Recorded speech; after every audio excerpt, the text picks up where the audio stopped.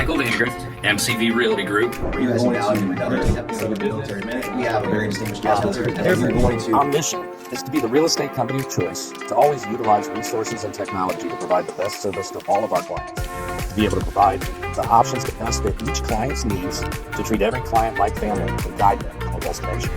Our vision, to be your real estate agent and advisor for life, to help guide you through each chapter of your life, honestly, ethically, and when you're ready.